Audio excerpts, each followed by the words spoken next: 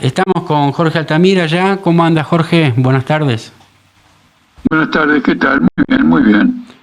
Bueno, yo lo voy a invitar a que usted despliegue su editorial, como lo hace habitualmente, y mucha gente está esperando su comentario. Bueno, ocurre lo siguiente.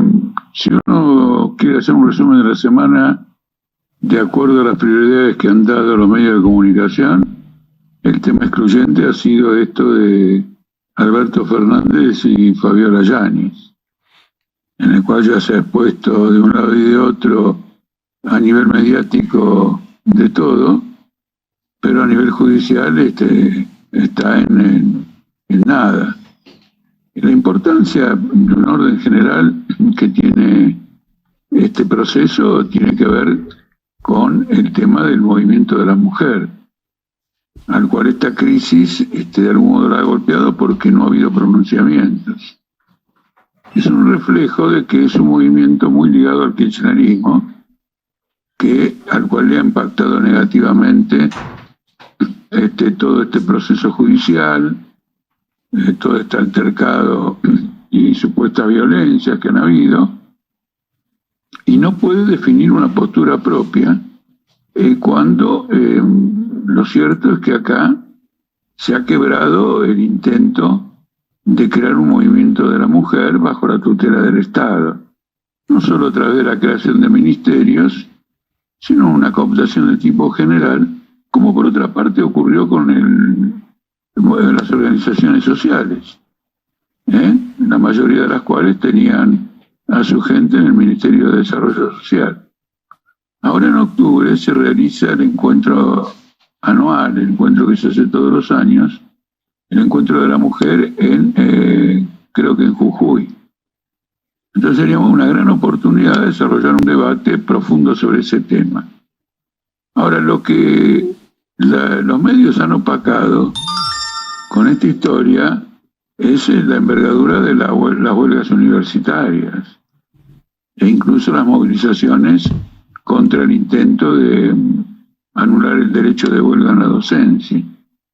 En un país donde la educación se ha venido abajo como consecuencia de un abandono presupuestario, una falta de interés general y una fuerte tendencia privatista, ahora quieren adjudicarle el deterioro de la educación a los paros gremiales.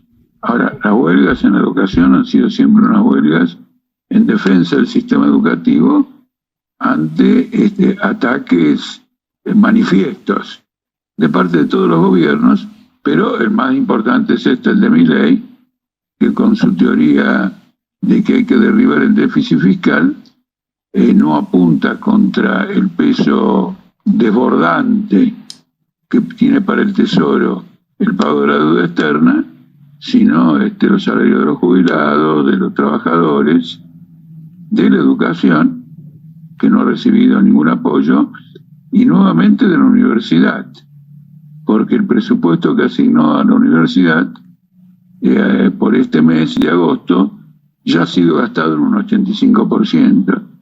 Es decir, es simplemente el presupuesto del año pasado aplicado al año actual, en donde el desborde inflacionario ha sido absolutamente colosal.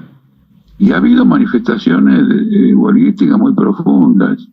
Por ejemplo, en la provincia de San Luis se ha desarrollado un movimiento de autoconvocados y se han ocupado todas las universidades. Porque acá hay que encontrar un método de lucha que doblegue al gobierno, que lo derrota, que imponga las reivindicaciones para que se pueda cumplir el segundo semestre del año lectivo. Yo tengo toda la impresión de que políticamente Milei quiere quebrar el año lectivo, quebrar el semestre, la segunda parte del año lectivo, para hacer una ofensiva de tipo ultraderechista contra todos los socialistas, izquierdistas y complacientes o ensobrados, a los cuales va a responsabilizar por el quiebre del año educativo. Digo educativo porque corresponde tanto a la universidad como a la primaria y a la secundaria. Es decir, él está dispuesto a ir en esa dirección y por lo tanto hay que hacer un movimiento de suficiente profundidad, empezando por una marcha educativa que supere la marcha anterior, que fue una marcha históricamente sin paralelo. La cuestión de la educación nacional hoy es el centro de todo y va a tener una influencia en todo el desarrollo social porque va a afectar positivamente la lucha de los trabajadores. Hay varios sindicatos que están en conciliación obligatoria. Los petroleros de la refinería del sur, los aceiteros, el sindicato del neumático, y hay varios más. Es decir, que este liberal trucho aplica el método fascista de la conciliación obligatoria, el método del arbitraje y el método de la conciliación, que son propios del régimen de Mussolini. Cuando lo aplica, y bueno, lo aplica para paralizar un ímpetu de lucha de los trabajadores y quebrar ese espíritu de lucha mediante una conciliación que alarga los problemas y no resuelve absolutamente nada. Me parece que este es el núcleo del desarrollo de la semana, y como hoy es el Día del Niño, es bueno recordar que tampoco hemos visto de parte del Poder Judicial actual y de la Secretaría de Seguridad ningún esfuerzo significativo por encontrar a Loan.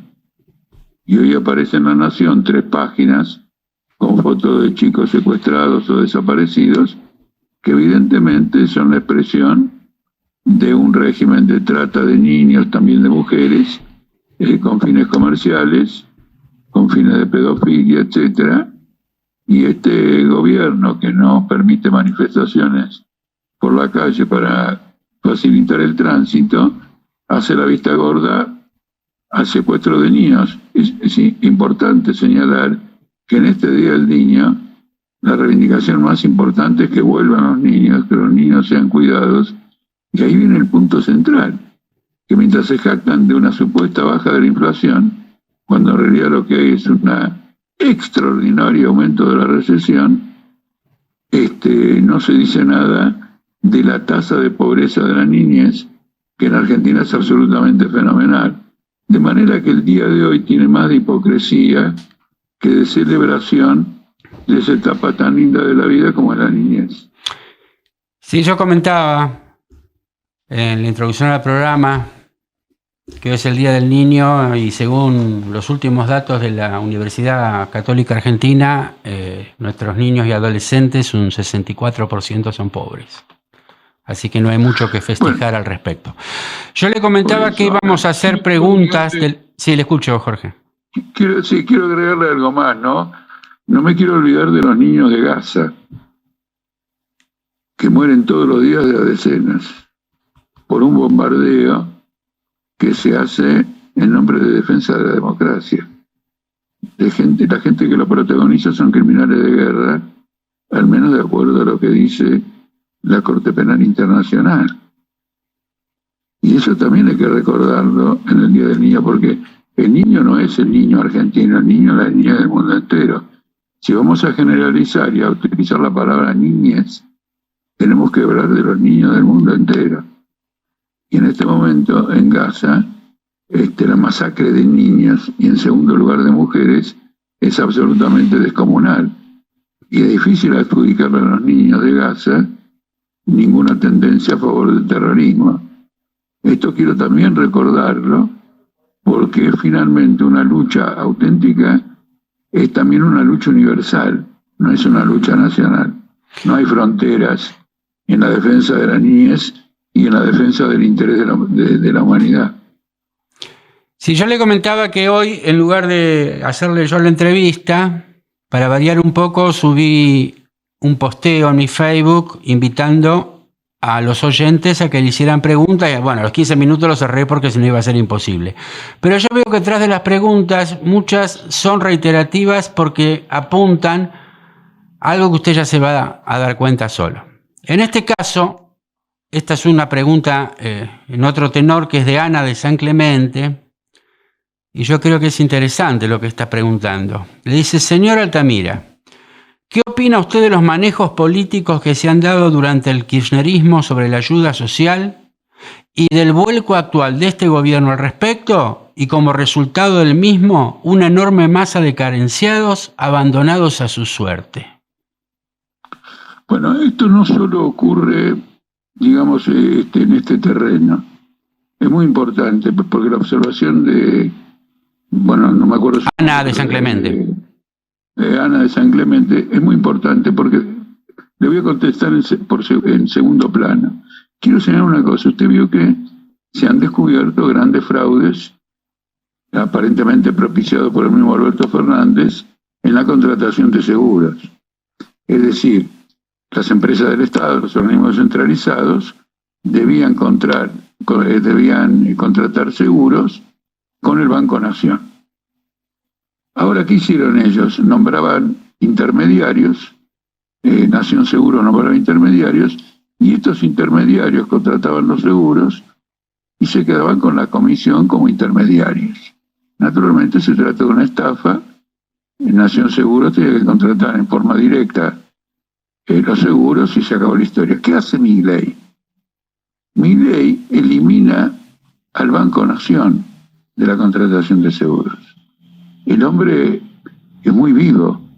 En nombre de una estafa cometida por la intermediación con el Banco Nación, elimina al Banco Nación en materia de contrato de seguros de empresas del Estado, de la Gendarmería, de distintos organismos, para privatizar esos seguros, para ofrecer un negocio más a las aseguradoras internacionales y nacionales.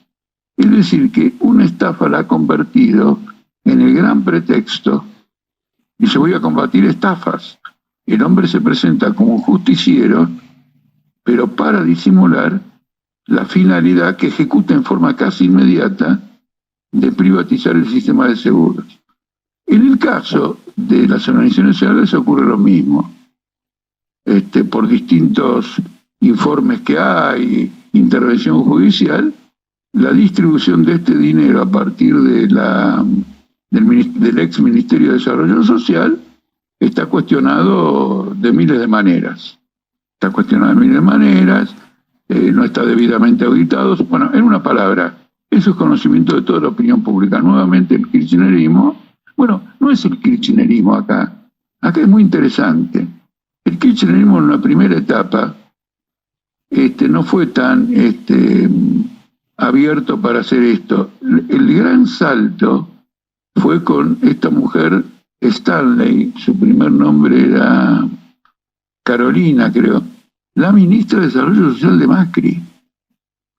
Macri trató de comprar, entre comillas, paz social también, entre comillas, abriendo la canilla de Desarrollo Social a través de esta ministra, que prácticamente la única función que cumplió fue esta.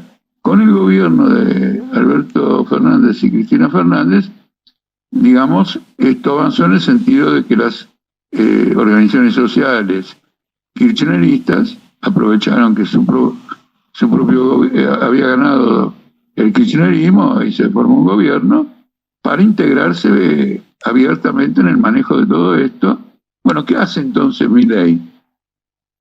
Entonces dice, mira, no, acá hay denuncias, etcétera, interviene el juez interviene Casanelo, interviene este fiscal, interviene el otro.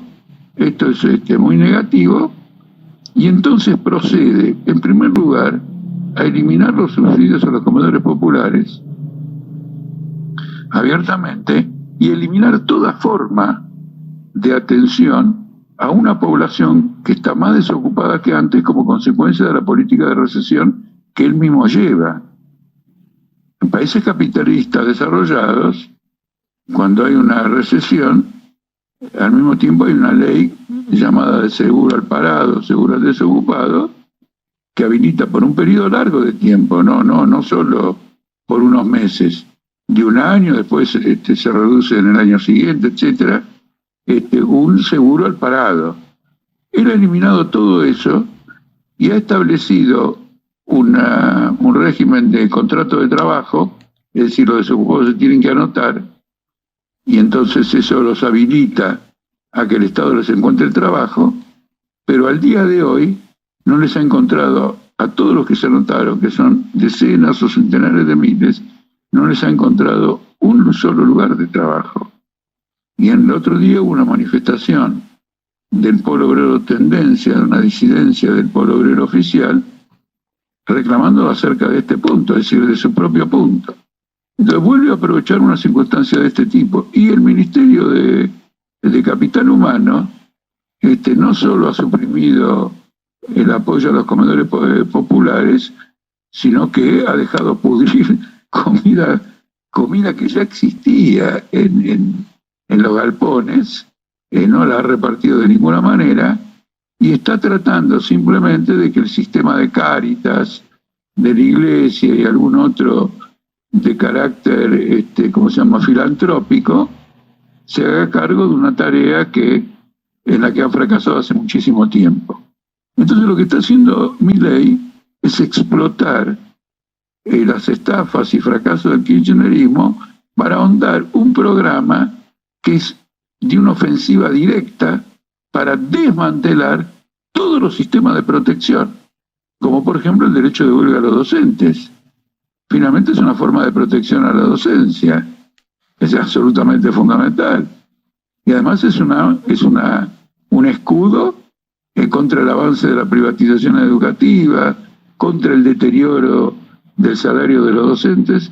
Entonces hay una dialéctica destructiva en el tránsito del kirchnerismo, a este gobierno ultraderechista que está dispuesto a avanzar sin límite. Quiero en este programa dejar claro que yo denuncio que el gobierno quiere hacerle perder el segundo cuatrimestre a los jóvenes que van a la universidad.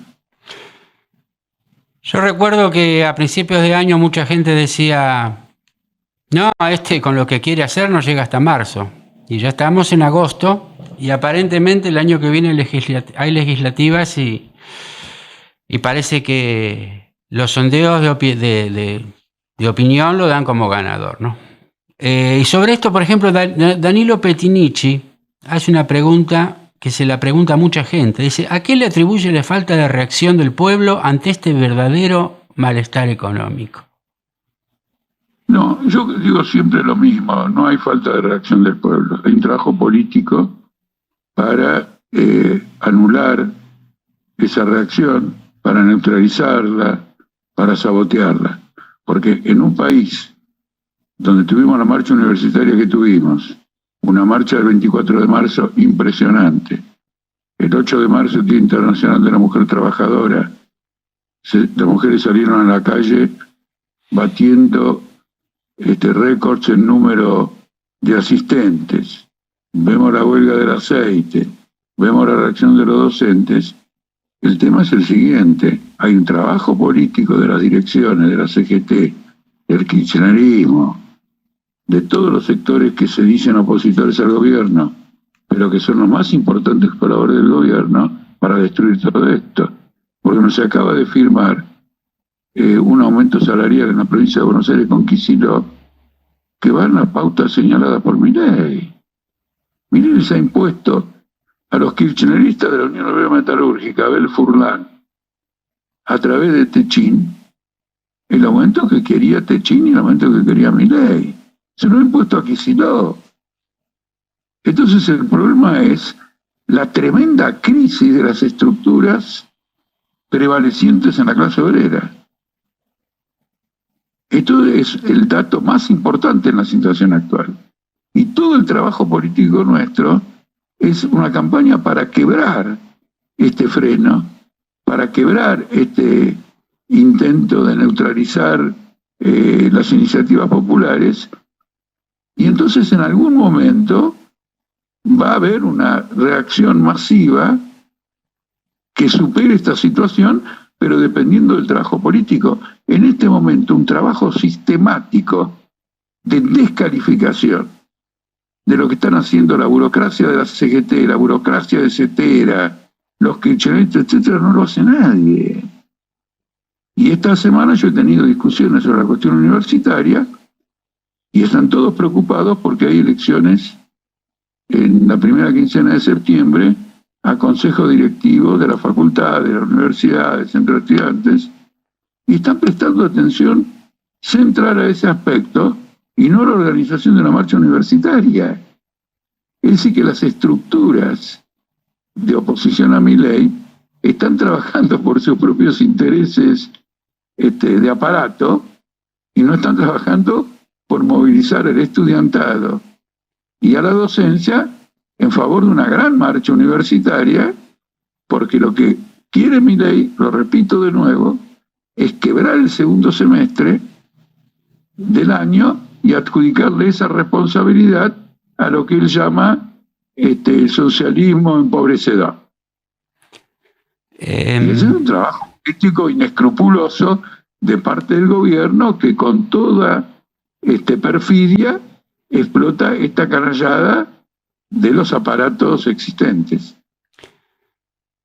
Acá tengo una pregunta de Horacio Marcelo Miranda, que también es en esta dirección. Usted respóndala como a usted le parezca, porque dice: mi pregunta sería la siguiente.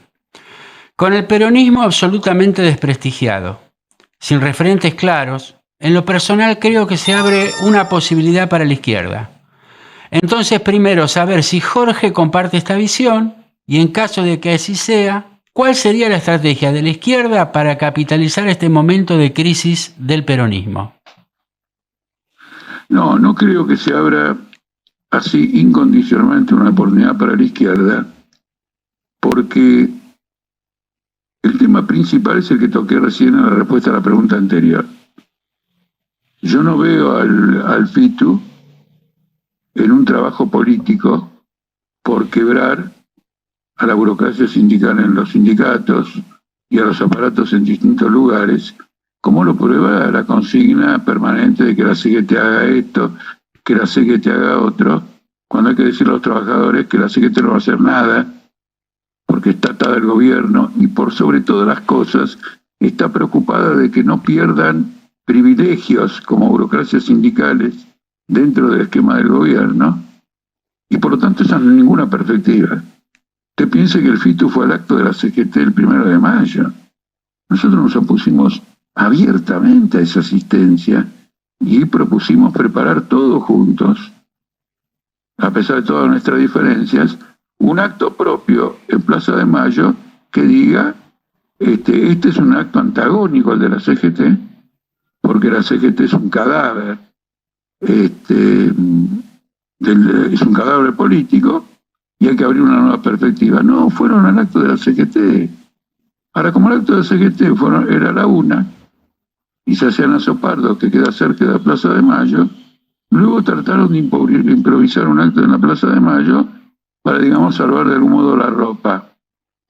Este hecho traduce la falta de comprensión o de interés en querer explotar en términos revolucionarios esta crisis.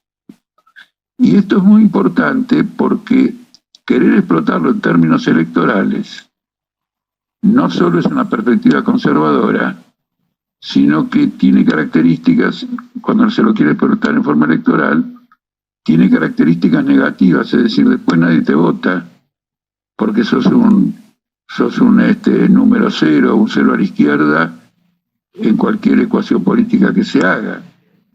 Por ejemplo, esta es la cuestión absolutamente central. Por eso ha habido esta discusión, donde nosotros, a través de un planteamiento de la huelga general, lo que queríamos construir era en todos los sectores del movimiento popular el espíritu de autoconvocatoria, de autoorganización, como ocurrió en las mejores épocas de la clase obrera. Porque las mejores épocas de clase obrera, ¿cómo fueron? Fueron disruptivas. Fueron exactamente una sublevación de la clase obrera contra las burocracias obreras de aquel momento. Por ejemplo, el cordobazo contra Bandor. Claro que el cordobazo era contra Onganía, siempre es contra un gobierno. Pero eso no lo hizo Bandor. Bandor apoyó el derrocamiento de Iglia y la instalación de la dictadura de Onganía.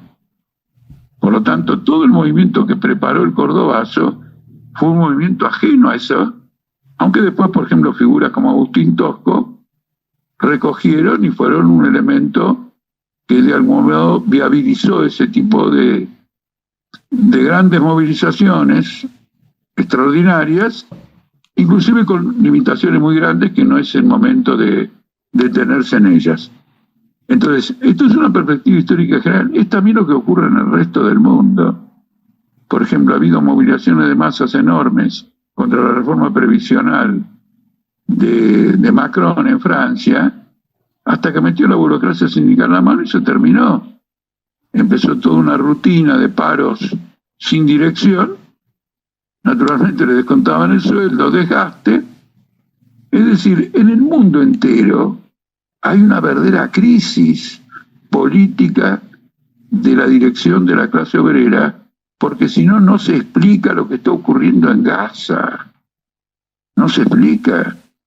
No se explica que no haya una reacción mundial de una envergadura tal que paralice completamente la acción genocida del Estado sionista. O, por ejemplo, inclusive la guerra de Ucrania, donde todas las grandes potencias están mandando armas de todo tipo y color para escalar la guerra, y no hay una reacción contra esa escalada. Entonces, esta crisis es una crisis que atraviesa a la humanidad, y acá tiene este tipo de expresión. De modo que lo que estamos diciendo es no simplemente una sugerencia, sino una caracterización del momento histórico que estamos teniendo. De otro modo, tampoco estarían los ultraderechistas, Bolsonaro, Trump, estarían actuando o levantando cabeza, o algunos otros en Europa. Ahora va a haber elecciones en Alemania, y es probable que el partido AFP, que quiere decir, bueno, por Alemania, no me acuerdo qué quería decir Alternativa por Alemania, pueda ganar la elección. Y además, una cosa interesante con este ingreso de tropas ucranianas en Kursk, si usted lee con cuidado la prensa internacional, va a ver que es la primera vez que un ejército extranjero penetra en las fronteras rusas. Es curiosa la expresión, porque esta es la primera vez, es verdad, que penetra otra vez más Alemania en las fronteras rusas, como penetró Hitler en las fronteras rusas. Nadie dice, hablan de fuerzas extranjeras que alguna vez penetraron. No, fue el hitlerismo. Y hoy Ucrania está entrando en Rusia con tanques alemanes. Así que tenemos a Alemania como el centro neurálgico de una nueva guerra de la OTAN, de una nueva guerra, en este caso de la OTAN contra Rusia. La tenemos a la misma Alemania. Sobre ese tema yo le iba a hacer una pregunta al final del programa, ¿no? Porque también es una noticia del momento, seguramente. Hay otra pregunta de un oyente que también está orientado hacia el mismo tema, y yo creo que de aquí se desprende que hay un sector de la sociedad que está muy ansiosa por crear una alternativa y le está diciendo a sus dirigentes qué pasa, que no lo aprovechamos, o le está pidiendo respuestas al respecto. Miguel López, de Vicente López, dice: ¿por qué cree que el troquismo, o al menos el Partido Obrero, no ganó a las masas obreras con tantos años de participar en la vida política? Y perdón, ganar a las masas no es que los vote, porque seguro que me sale con lo de Salta, sino con poder real y convencidos. No, bueno, yo nunca le voy a salir con una chicana de ganar la masa. Es una pregunta... Bueno, a ver, dejemos la calificación de la pregunta de otra manera. Largos años, son palabras, etcétera, por varios motivos. En primer lugar, no son varios años de un partido numeroso. Son muchísimos años de un pequeño grupo político tratando de abrirse camino. De un muy pequeño grupo político. De un reducidísimo grupo político que se puede contar con lo de una mano, abriéndose paso. Entonces no es, por ejemplo, decir, bueno, el radicalismo tiene 100 años, como a través de 100 años, etcétera, etcétera. Eso es en primer lugar. En segundo lugar, la Argentina no era un país donde estaba presente, digamos, un desarrollo rectilíneo de tipo democrático. Nosotros tuvimos que pasar 8 años de dictadura bajo la clandestinidad y reconstruirnos en el acceso a las grandes masas después que se va la dictadura, a través de la maniobra democrática del alfonsinismo, del peronismo, etcétera, que se lavan las manos de su responsabilidad en el establecimiento de la dictadura y aparecen como los grandes constructores de la democracia. Todo el mundo sabe que Ricardo Balbín, en la víspera del golpe de marzo de 1976, llamó a aniquilar la guerrilla fabril. Y después aparece la democracia. Es decir, son poderes políticos muy grandes contra organizaciones que eran reducidas porque el espacio político de la izquierda durante bastante tiempo lo ocupó en forma absorbente, y en algunos casos no solo de la izquierda, sino del país entero, el Partido Comunista. El Partido Comunista en Francia, después de la Segunda Guerra, obtuvo el 40% de los votos. El Partido Comunista de Italia llegó al 35% de los votos. Es decir, tenía totalmente ocupado ese espacio bajo el prestigio de que la Unión Soviética había sido el baluarte que permitió el aniquilamiento del nazismo. Entonces, como usted ve, había que trabajar en un ambiente complejo, difícil, y sin embargo crecimos indudablemente en ese desarrollo político.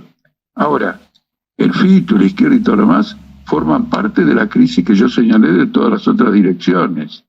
Es decir, yo no la coloco como una alternativa, es indudablemente que es diferente, que expresa otra tendencia, pero no está operando como alternativa. El que va a la rastra de la CGT, a la rastra de la burocracia, o que ha votado, por ejemplo, en la provincia de Chaco, le ha votado presupuestos y privatizaciones a Capitanich.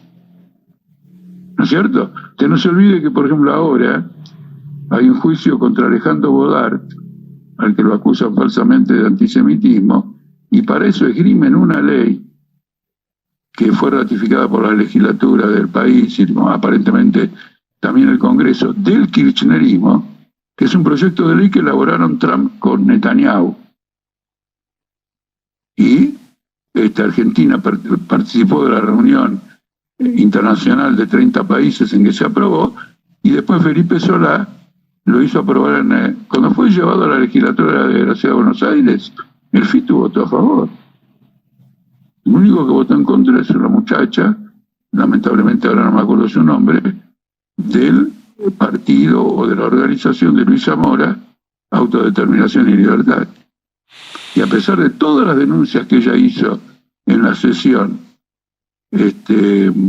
descalificando esto, mostrando que era un macartismo de la peor calaña, etcétera, etcétera, bueno, lo votaron a favor.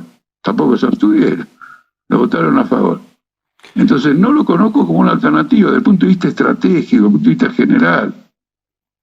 Todos ocupan, la izquierda ocupa un lugar diferente a la burocracia, diferente al radicalismo, a este bloque, al otro, lo que fuera, ocupan lugares diferentes. Pero en el sistema capitalista la dominación no la ejerce solo el gobierno, sino el conjunto de la estructura que monopoliza la atención de la opinión pública y de la ciudadanía. Acá hay otra pregunta, yo se la voy a leer, pero prácticamente es idéntica a los demás, pero sí voy a hacer hincapié en el final de la pregunta, porque si no es más de lo mismo. Mario Tarres pregunta, ¿por qué aún con este gobierno no se puede poner en pie una verdadera alternativa política, clasista, combativa, antiburocrática en el país? Dice, así hay Milei para rato. ¿Hay Milei para rato? ¿Qué dice usted, Jorge? Bueno, yo por de pronto creo que no. Pero acá no se trata de que haga un vaticinio. Por de pronto creo que no. Porque hasta ahora la gestión de Milei es objetivamente un fracaso. Se lo dice el Fondo Monetario Internacional. Milei no tiene financiamiento de ningún lado. Entonces el problema es el siguiente: esta recesión va a continuar. El desempleo va a continuar.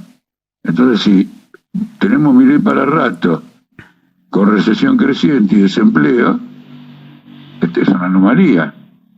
Se supone que no. Es decir, hasta ahora es un fracaso. Hoy no lo pude leer, pero vi un titular en la parte económica de la Nación, donde los economistas oficiales, los economistas que siempre escriben en los diarios, dicen que la crisis es muy grande y que esto no va a poder continuar. Le voy a dar un ejemplo. Milei ahora quiere sobrevivir con un blanqueo. Ahora, toda la política económica de él, en cierto modo, conspira contra el blanqueo. Porque aunque le da ventajas a los grandes capitales en el RIGI para que vengan a hacer un negocio sin dejar nada al país y no pagar nada de nada y llevarse todo, aunque ha adoptado posiciones para la minería, etcétera, todo lo que usted quiera, la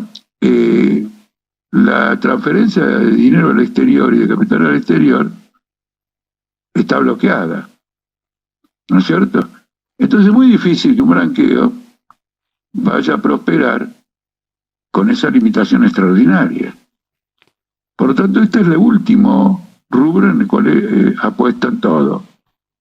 Hay una coincidencia, al menos entre los sectores dedicados a estudiar este problema, en que el blanqueo tendría 40.000 millones de dólares, lo cual no quiere decir que van a ingresar, sino que simplemente se transparentan y por lo tanto empiezan a pagar distintos impuestos, que tampoco son muchos porque se ha bajado el impuesto a los bienes personales.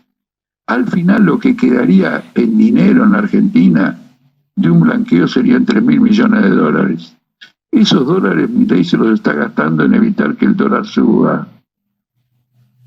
Es un fracaso completo. Vamos a una crisis descomunal. Quedan 8 minutos, Jorge, y hay un tema que usted tocó una... Sí, termine. Con esto.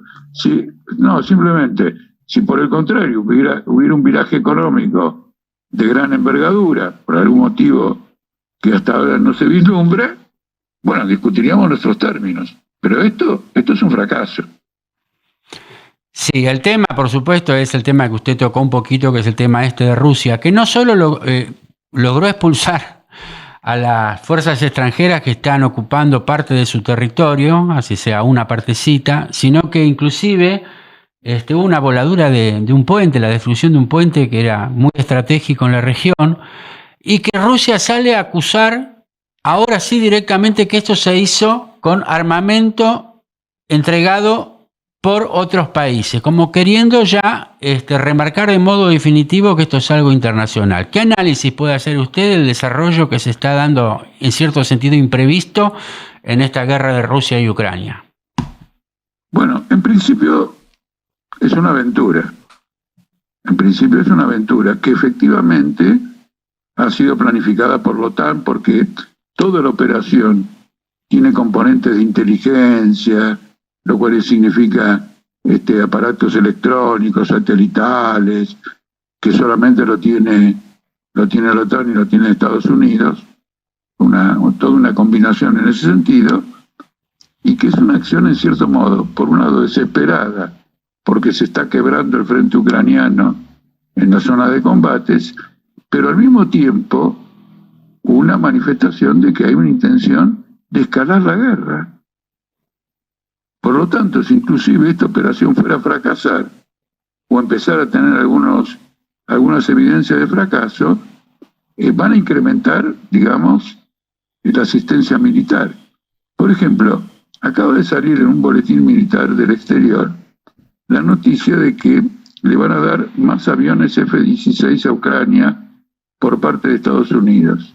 Y el articulista militar dice que estos aviones son completamente obsoletos, ya no sirven, etcétera. Lo señalo porque Milei compró F-16 a Estados Unidos, estos aviones obsoletos. Estamos gastando la guita no solo en militarismo, que no es lo que Argentina necesita, sino además en militarismo obsoleto. Por lo tanto, estamos gobernando por gente que ya está haciendo estafas superiores a las que hoy se dice que dejó el kirchnerismo. Pero ¿por qué se los da? Porque no piensa usar esos aviones F-16 para bombardear ningún lugar porque son obsoletos, sino para transportar los grandes misiles que le va a dar Estados Unidos para atacar territorio ruso. Entonces van a ser, como se dice, van a ser aviones de transporte de misiles y no como eran originalmente bombardeos. Entonces está escalando la guerra. Está escalando la guerra en una enorme magnitud. Vamos a ver qué desarrollo tiene esto. De todos modos, revela como lo diría, no diría el fracaso, la palabra fracaso también sería, pero la inconsistencia de la política de Putin. Porque la lucha victoriosa contra la OTAN no puede ser nunca militar. OTAN es un arsenal mundial de armas nucleares y no nucleares absolutamente descomunal. No existe la derrota militar de la OTAN. Al imperialismo se lo derrota por vía revolucionaria. Entonces usted acá ve una contradicción de esta guerra que además se manifestaron en otras guerras. Todo el mundo dijo que la Primera Guerra Mundial iba a durar poco, terminó durando 4 o 5 años, cuando la guerra lo único que provocó fue el desangre de todos los estados que fueron a la guerra. Y terminó con el levantamiento de los obreros de Alemania, de Hungría, de Rusia, etcétera, etcétera, etcétera. Esta guerra también decían que iba a durar poco. Y ya vamos a cumplir en febrero del año que viene, vamos a cumplir 3 años. Y está escalando. Entonces acá hay que tener una comprensión de conjunto de esta guerra. Esa comprensión de conjunto nuevamente es esa que señalé. El imperialismo quiere resolver por las armas contradicciones que simplemente van a sacudir y están sacudiendo al conjunto de la humanidad y le plantean a los obreros el mismo desafío que le plantearon las otras guerras, que es salida revolucionaria, porque la Primera Guerra Mundial tuvo salidas revolucionarias con levantamientos, como ya le dije, pero se lo agrego, en Francia y en Inglaterra. La Segunda Guerra Mundial también tuvo levantamientos en Francia, en Italia, en Yugoslavia, en Grecia. Eso fue lo que realmente terminó sacudiendo y terminando con esa guerra. Y acá depende de un levantamiento de la clase obrera mundial contra la guerra. Estamos ante una crisis histórica de una envergadura absolutamente extraordinaria. Quedan 3 minutos y hay un tema que aunque sea merece una opinión, aunque sea breve, suya. ¿Se acuerdan que en el último programa, yo cuando le comenté qué opciones usted veía de cómo se iba a desarrollar el tema de Venezuela, le di como una hipótesis, que la tiré, el tema de que otros países iban a pedir nuevas elecciones y hasta ahora se ha negado tanto Maduro como la oposición. ¿Cómo sigue esto para usted? ¿O qué información tiene usted de cómo sigue esto? No, información no tengo ninguna en particular. Seguimos los acontecimientos. Yo lo que le quiero decir es lo siguiente, esta mediación internacional no lleva a ningún lugar y todo el sistema mundial se está manifestando en esta guerra, porque no es una guerra solo por Venezuela entre la oposición que dirige esta mujer Corina Machado y Maduro y todo lo demás. Hay fuertes intereses de China, Rusia y Estados Unidos por el control de Venezuela. Este es el punto central. Y el próximo paso no se va a dar en Venezuela. El próximo paso se va a dar en Brasil, porque hay elecciones en octubre. Y la conducta de Lula frente a la situación de Venezuela está siendo explotada para la derecha, que quiere ganar las elecciones de octubre y mostrar que finalmente todo lo que ganó Lula no fue genuino, que fue un fraude, que ellos ya lo habían denunciado antes. Lo que está en disputa ahora es el destino de Brasil. Y esto ha provocado una quiebra dentro del PT. Hoy Lula, dentro del Partido de los Trabajadores de Brasil, es minoría. Los distintos voceros del PT, inclusive intelectuales y profesores universitarios, tienen una posición madurista. Y evidentemente la conducta que adopten frente a Venezuela va a determinar mucho el resto de esas elecciones de octubre. Por lo tanto, Lula está en un impasse, él forma parte de un sistema que está en un impas por todos los costados. Y el mundo se ha transformado en un tablero de ajedrez único. No hay distintos escenarios. Simplemente, como falta, o ya debo haber terminado, le cuento lo siguiente. Hay tropas de Ucrania en África para combatir a las tropas rusas en África por el tema de que varios estados africanos hubo golpes militares para echar al imperialismo francés de la región. Hay 4 o 5 países en esa situación y usted tiene la guerra entre Rusia y Ucrania combatiéndose también en África en este momento. Googleen y lo van a comprobar. Bueno, Jorge, llegamos al horario ya. Sí. Lo único que no hemos hablado fue de la tremenda crisis bursátil internacional, que para muchos ya terminó y nunca fue significativa, y yo digo que no terminó, es muy significativa y va a jugar un papel muy importante incluso desde el punto de vista geopolítico de la guerra. Escribí un artículo, salió hace un día o 2, y bueno, ahí fijo mi posición. Acá hay un oyente que coincide con usted y lo explica en 2 o 3 palabras. Me gusta cómo lo explica, por eso se lo leo, que dice Beatriz González. Dice, en términos económicos el plan Milei es un fracaso para sacar a Argentina adelante a nivel internacional. Fracasó con su plan con el FMI, por ejemplo, al igual que con todo lo demás. Creo que es un buen resumen más o menos de una parte de su participación. Nos vemos. Muy bien, tengo mi coincidencia. ¿Cómo es el nombre de Beatriz González? Beatriz González. Beatriz González, tengo mi coincidencia con Beatriz González. Bueno, nos vemos el domingo. Muchas gracias, Jorge. Gracias a usted también. Chao.